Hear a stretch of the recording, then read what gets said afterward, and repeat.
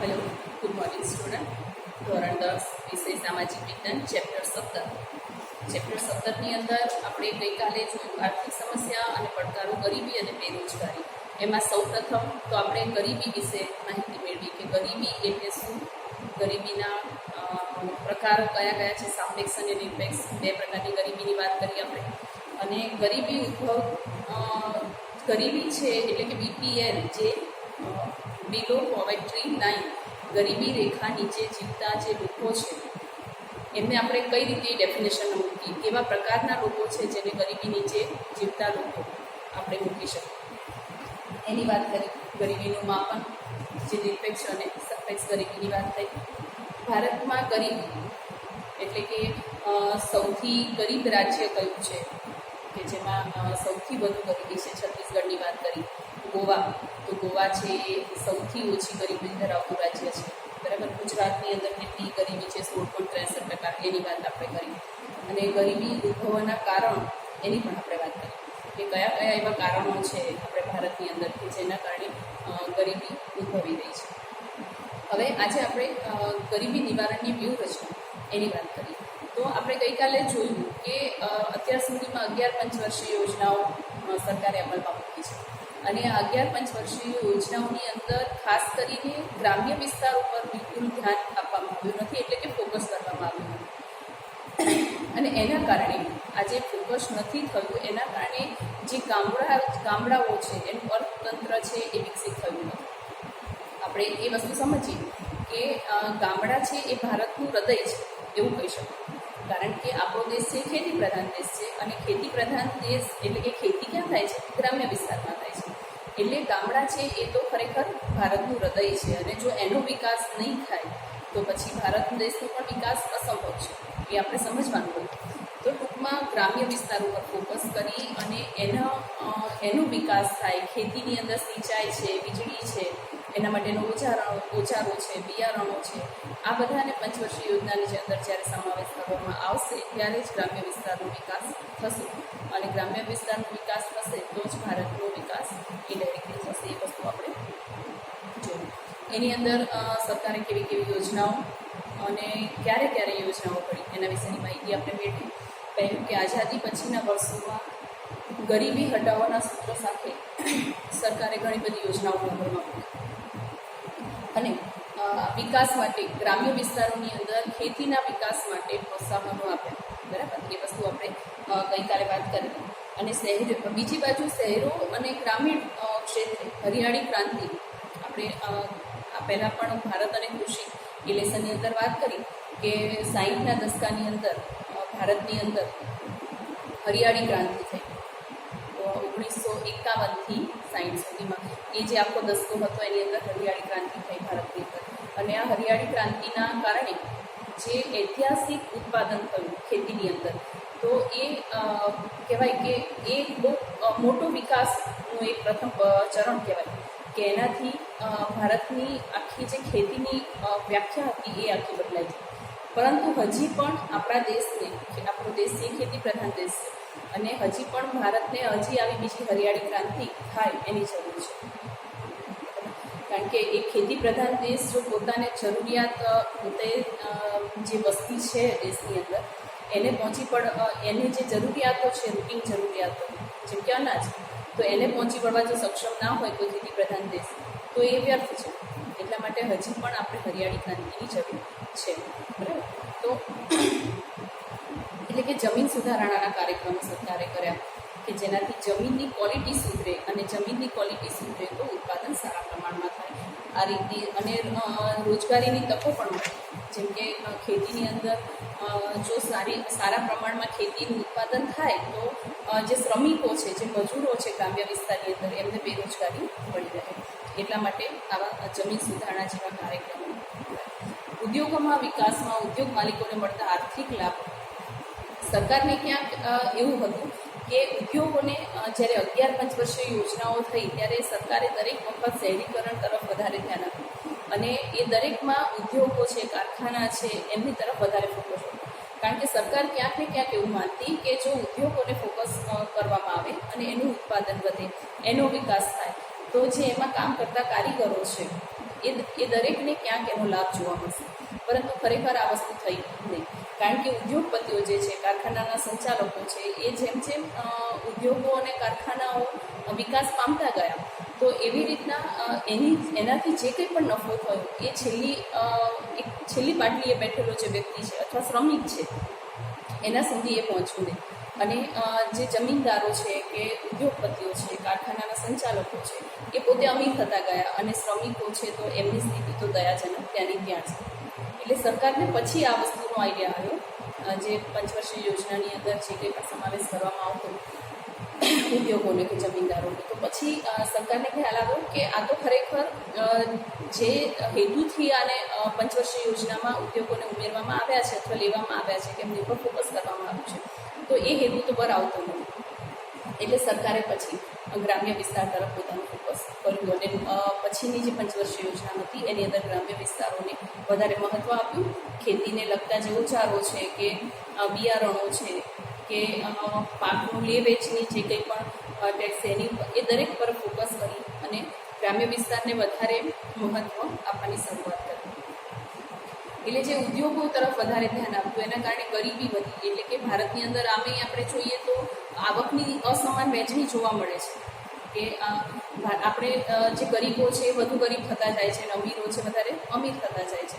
એ રીતની સિસ્ટમ નથી. જનરલી તમે બહારના દેશોની અંદર જુઓ તો બહારના દેશોમાં ફોરેન કન્ટ્રીની અંદર એક એવો રૂલ્સ હોય છે કે જે તે ઉદ્યોગ છે એ જ્યારે પ્રોફિટ કરે, વિકાસ કરે, પ્રોફિટ કરે, તો એ પ્રોફિટ જેટલો પણ પ્રોફિટ થયો હોય એ ઉદ્યોગની અંદર કે કારખાનાની અંદર કામ કરનાર છેલ્લામાં છેલ્લા વ્યક્તિ સુધી એ પ્રોફિટનો ભાગ પહોંચવો જોઈએ.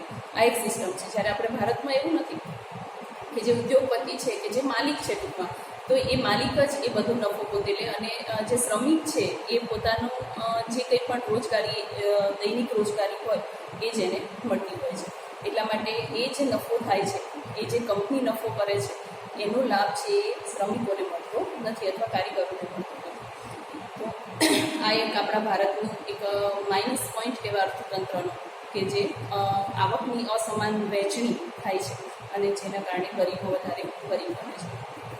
બીજી વાત કરીએ આપણે કે સરકારે આવકની અસમાનતા દૂર કરવા માટેની નીતિમાં ગરીબોને જીવન જરૂરિયાતની વસ્તુઓની અછત ના રહે, મળી રહે, તેનું ઉત્પાદન વધે તેવા હેતુથી ધનિકો વપરાશી ચીજ વસ્તુઓ કે સેવા અને મહોત્સવ પાછળ જે ખર્ચ કરે છે એની ઉપર ટેક્સ વધારી દે.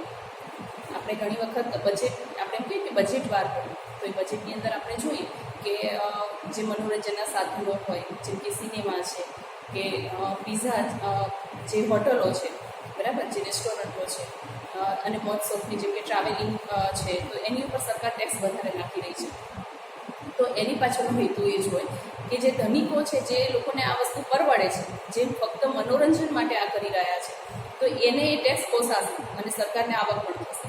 જ્યારે જે ગરીબ લોકો છે એમની જે જીવન જરૂરિયાતની વસ્તુ છે જેમ કે ધાન્ય છે, કઠોળ છે, તેલ છે, ખાંડ છે, આ વસ્તુ વગર રૂટીન ચાલે એવું નથી. એની ઉપર બિલકુલ ઓછામાં ઓછો કર નાખવાનો પ્રયત્ન સરકાર કરી રહી છે કે જેથી એ વસ્તુ એમને મોંઘી ના પડે, જે ગરીબો છે, અને ઇઝીલી એ વસ્તુનો ઉપયોગ એ કરી શકે અને પોતાની જીવન જરૂરિયાતો પૂરી કરી શકે.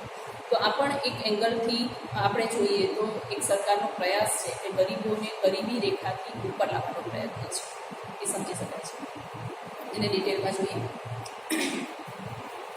જાહેર વિતરણ પ્રણાલી PDS હેઠળ સરકારે એક જાહેર વિતરણ પ્રણાલી કે જેની અંદર જે ગરીબી રેખા નીચે જીવનાર લોકો છે એમને મફત અનાજ, કઠોળ, ખાંડ છે, પછી તેલ, કેરોસીન, આવી બધી જે વસ્તુઓ છે એ મફત આપવામાં આવે PDS એમની આ યોજના દ્વારા.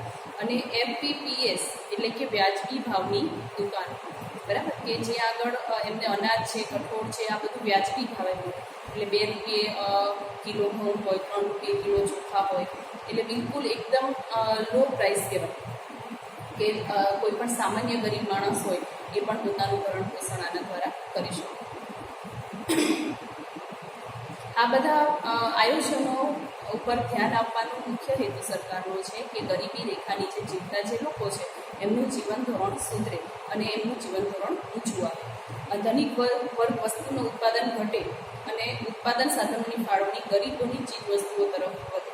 કારણ કે જે મનોરંજનના સાધનો છે એની ઉપર ટેક્સ વધારે નાખે તો એનું ઉત્પાદન ઘટવાનું, એનો ઉપયોગ પણ ક્યાંક ને ક્યાંક કોઈ અંશે ઘટવાનો.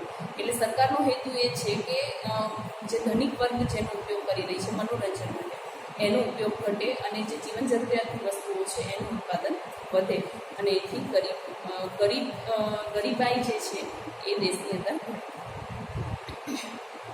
ચીજ વસ્તુના ઉત્પાદન તરફ વધે તેવા પ્રયત્નો સરકાર કરી રહી છે. અને આમ ગરીબોની રોજગારી વધે, કાર્યક્ષમતા વધે, ઉત્પાદકતા વધે અને અંતે આવકમાં વધારો થાય એ જ સરકારનો મુખ્ય પ્રયત્ન છે અને પ્રયાસ છે.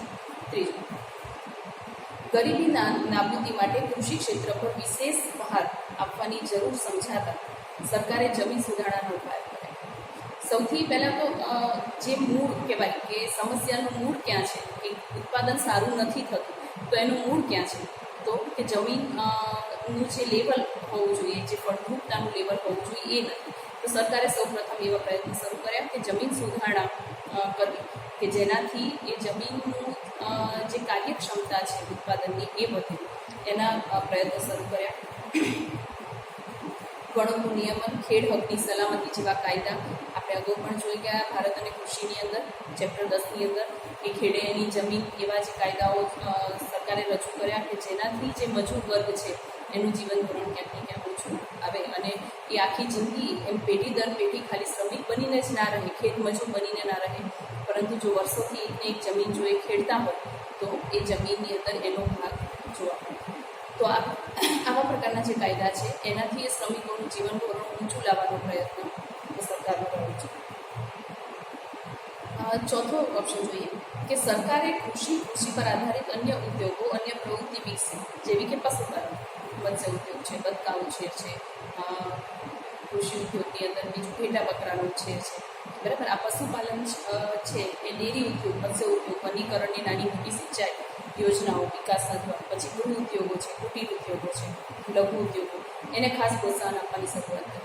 કારણ કે જે વધારે રોકાણ કરી શકે છે એ તો ઉદ્યોગ પર વધારે ધ્યાન આપવાના. જે લોકો વધારે રોકાણ કરીને પોતાનો વ્યવસાય કરવા માંગે છે એ ઉદ્યોગો ઉપર ધ્યાન આપવાના, કારખાનાઓ બનાવવાના, કંપનીઓ સ્થાપિત કરવાના. પરંતુ જે લોકો પાસે રોકાણ કરવા માટે યોગ્ય મૂડી નથી એવા લોકો તો આવા કુટીર ઉદ્યોગો છે, લઘુ ઉદ્યોગો છે, પશુપાલન છે, બતકા ઉછેર, મત્સ્ય ઉદ્યોગ, એની ઉપર વધારે ધ્યાન આપવાના. એટલે સરકારે આ બધી યોજનાઓને વધારે મહત્ત્વ આપવાની શરૂઆત કરી કે જેથી નાનામાં નાનો માણસ છે એ પોતાના નાના પાયે લઘુ ઉદ્યોગ શરૂ કરી શકે અને પોતે રોજગારી, પોતાનું જીવન નિર્વાહ કરી શકે.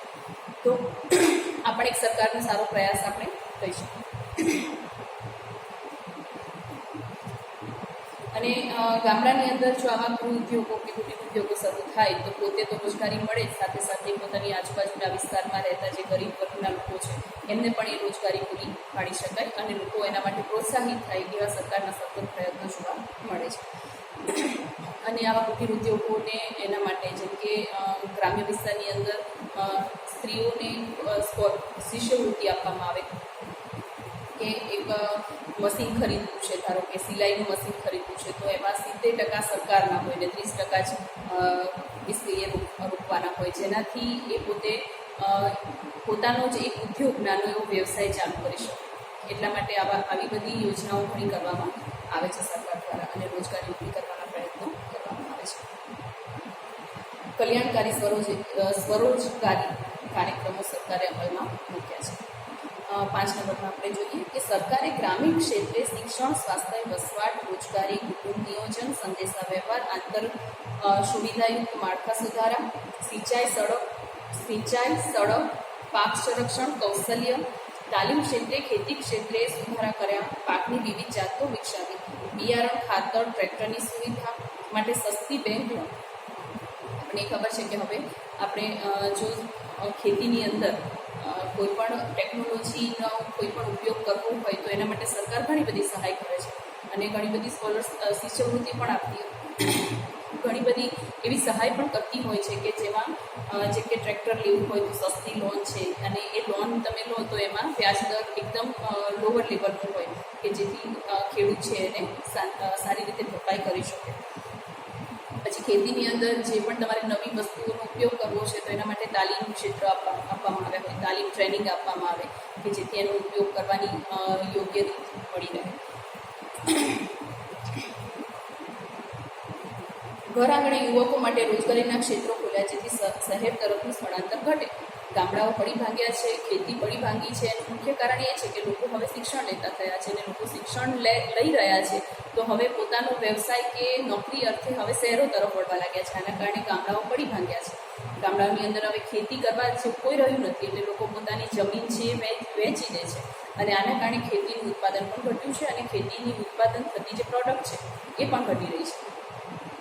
તો શહેરો તરફ વસ્તીનું ભારણ વધી રહ્યું છે જ્યારે ગામડાઓ ખાલી થવા લાગ્યા છે, પડી ભાંગવા લાગ્યા છે. તો આ માટે સરકારે એવા પ્રયત્ન કર્યા છે કે ગ્રામ્ય વિસ્તારની અંદર જ અમુક રોજગારી મળી રહે જેથી લોકો શહેરો તરફ ન વળે અને ગામડાઓ છે સુરક્ષિત રહે. કોલેજો ગામડાઓની અંદર જ માધ્યમિક શાળાઓ, પ્રાથમિક શાળાઓ અને કોલેજોને શરૂ કરવાનો પ્રયત્ન કરવામાં આવી રહ્યો છે કે જેથી અભ્યાસ અર્થે પણ લોકો છે એ શહેરો તરફ ન વળે અને ગામડાઓ સચવાઈ રહે. વ્યવસાયલક્ષી અભ્યાસક્રમો, ટેકનિકલ જે ITI એ બધા જે અભ્યાસક્રમો હોય છે એ પણ ગ્રામ્ય વિસ્તારની અંદર શરૂ કરવામાં આવ્યા છે. તાલીમ કેન્દ્રોની સુવિધાઓ પણ કરવામાં આવી છે અને યુવતીઓને પણ ઉચ્ચ શિક્ષણ ઘણી વખત ગામની બહાર યુવતીઓને મોકલવામાં આવતી નથી કારણ કે એ શિક્ષણ લેવા માટે એમને બહાર ન મોકલતા એમને અધૂરું શિક્ષણ છોડવું પડે છે, ભણતર છે એ અધૂરે છોડવું પડે છે. તો આના માટે ગ્રામ્ય વિસ્તારની અંદર આ બધી વ્યવસ્થા કરવામાં આવે છે કે જેથી યુવતીઓ પણ યોગ્ય શિક્ષણ લઈ શકે અને શિક્ષણનો ઉપયોગ પોતાના જીવનમાં કરી શકે. યુવક યુવતીઓ ઉચ્ચ શિક્ષણ પૂરું કરે ત્યાં સુધી એમને સ્કોલરશીપ આપવામાં આવે છે, ફી માફીની સુવિધા છે, આશ્રમ શાળાઓ છે, કન્યા શાળાઓ છે, કન્યા કેળવણી છે, આર્થિક મદદ પણ કરાવવામાં આવે છે જેમ કે સાયકલ આપવામાં આવે છે યુવતીઓને, બરાબર, અમુક જ્ઞાતિઓની અંદર. પછી મફત ચોપડાનું વિતરણ કરવામાં આવે છે. તો આ બધી વ્યવસ્થા કરવામાં આવે છે જેથી યુવક યુવતીઓ છે એ ભણવા તરફ પોતાનું ધ્યાન આપી શકે. સરકાર ગરીબીના રાક્ષસને નાથવા વ્યૂહાત્મક રચનાઓ ઘડી રહી છે પરંતુ એકલી સરકાર આમાં સફળતા પ્રાપ્ત કરશે? એની સાથે આપણો પણ સપોર્ટ જરૂરી છે કે આપણે પણ શિક્ષણ લઈએ અને જે પેઢી દર પેઢી જે ચાલતું આવ્યું છે એને નાથવાનો પ્રયત્ન કરીએ કે શિક્ષણ લઈ અને પોતે આગળ વધવાનો પ્રયત્ન કરીએ. ઘણા લોકો જે પેઢી દર પેઢી જે કામ ચાલતું આવ્યું હોય એને છોડવાનો પ્રયત્ન કરતા નથી અને એ ગરીબીની જે રેખા છે એની ઉપર ક્યારેય આવી શકતા નથી. તો એ પ્રયત્ન આપણે પણ કરવો રહ્યો કારણ કે સરકાર તો નક્કર પગલાં લઈ રહી છે પરંતુ આપણે પણ એ યોજનાઓ જાણવી જરૂરી છે કે કઈ એવી યોજનાઓ છે કે જે આપણને લાભ કરે છે. એટલે કે દરેક ગરીબ વર્ગ છે જ્યારે શિક્ષિત હશે તો જ આનો પૂરેપૂરો લાભ લઈ શકશે. અર્થતંત્રની અંદર ઊંડે ઘર કરી ગયેલી ગરીબી સમસ્યાને જળમૂળથી ઉખાડી ફેંકી દેવાનું સ્વપ્ન સાકાર કરવામાં અને વિશ્વ બેંકે 2030 સુધીમાં વિશ્વમાંથી ગરીબી એ નિર્મૂલન કરવા વિઝનનો મિશન રૂપે પૂર્ણ કરવા ભારતમાં હજી ઘણી મંજિલ કાપવાની છે. એટલે કે સરકારે એક ગોલ નક્કી કર્યો છે કે 2030 સુધીમાં ભારતની અંદરથી ગરીબી સંપૂર્ણપણે નાબૂદ થાય આવું ગોલ છે અને એના માટે સતત ઘણી બધી નવી યોજનાઓ પણ કરવામાં આવી છે અને એ યોજનાઓ પર અમલ પણ કરવામાં આવે છે. પરંતુ ઘણી વખત જે સરકાર જે યોજના બનાવે છે એ કદાચ આપણા સુધી પૂરતી પહોંચતી નથી, બરાબર. તો એ જે યોજનાઓ પૂરતી પહોંચતી નથી એના કારણે પણ સરકારે બનાવેલી યોજનાઓ સફળ થતી નથી. તો આપણે જેને પણ એમ કહેવાય કે ગરીબી રેખા નીચે જીવતા જે લોકો છે એમનું જીવન ધોરણ ઓછું આવે, સરકારે બનાવેલી યોજનાઓનું યોગ્ય પ્રમાણે એ પૂરતો એનો ઉપયોગ કરે, એનાથી જાણકાર થાય, જાગૃત થાય એ મહત્ત્વનું છે. હવે આગળના ચેપ્ટરની અંદર આપણે ગરીબી નિવારણ કાર્યક્રમ જોઈશું કે સરકારે એવી કઈ યોજનાઓ બનાવી છે કે જે ગરીબો માટે ફાયદાકારક છે કે એમનું જીવન ધોરણ છે એ ઊંચું લાવવાનો સતત પ્રયત્ન થાય છે. એમાં ગરીબી નિવારણ કાર્યક્રમ પોવર્ટી એલિવેશન પ્રોગ્રામ PAP, બરાબર, એ એનું ફૂલ ફોર્મ યાદ રાખીશું. પોવર્ટી એલિવેશન પ્રોગ્રામ કે ગરીબી નિવારવા માટેના કાર્યક્રમો એટલે કે સરકારે જે યોજનાઓ ઘડી નાખી છે ગરીબી નિવારણ માટેની એ યોજનાઓ ખાસ કરીને કેવી રીતે અમલમાં મુકાય છે અથવા કઈ યોજનાની અંદર ગરીબો માટે કેવા ફાયદા છે, તો એ બધી ડિટેલ્સ જોઈશું. સેજે ખાસી યોજનાઓ છે, 14 જેવી યોજનાઓ છે જેને આપણે ડિટેલમાં આપણા નેક્સ્ટ લેક્ચરની અંદર જોઈશું કે કઈ કઈ યોજનાઓ છે. પ્રધાનમંત્રી કૃષિ સિંચાઈ યોજના છે, પ્રધાનમંત્રી ફસલ વીમા યોજના છે, રાષ્ટ્રીય પેયજળ ઇનામ યોજના, સાંસદ આદર્શ ગ્રામ યોજના, ગ્રામોદય ભારતોદય, દીનદયાળ ઉપાધ્યાય ગ્રામ જ્યોતિ યોજના, સેન્દ્રિય ખેતીને પ્રોત્સાહન, મુખ્યમંત્રી ગ્રામ સડક યોજના, મા અન્નપૂર્ણા યોજના, મિશન મંગલમ, વાજપાઈ બેંક બેલ યોજના, બરાબર. આવી ઘણી બધી યોજનાઓ વિશે ડિટેલમાં માહિતી નેક્સ્ટ લેક્ચરની અંદર મેળવીશું. અને આજે આપણે અહીં આગળ વિરામ લઈએ છીએ. અને ખાસ કરીને જે ગરીબી ઉદ્ભવના કારણો છે એ મોસ્ટ આઈએમપી ક્વેશ્ચન આપણે ગણી શકીએ કે જેને આપણે 2 માર્ક્સની અંદર એ પૂછાઈ શકે. અને ગરીબીની રેખા નીચે જીવતા જે લોકો છે એનું પણ એક મોસ્ટ આઈએમપી ક્વેશ્ચન તરીકે પૂછાઈ શકે. તો એ બંને ધ્યાનમાં રાખીશું. અને ગરીબી નિવારણના કાર્યક્રમ એ લોંગ ક્વેશ્ચનની અંદર પૂછાઈ શકે. પણ તમને 14 ઓપ્શન છે એ લખવાના ના હોય. તમને ક્યાંક એવું પૂછે કે ગરીબી નિવારણ માટેના કાર્યક્રમો લિસ્ટ જણાવો અને એમાંથી કોઈ પણ 2 કે 3 સમજાવો. આ રીતનું ઘણીવાર પૂછાતું હોય છે. તો એ આપણે ધ્યાનમાં રાખીશું. આજે આપણે વિરામ લઈએ. Thank you.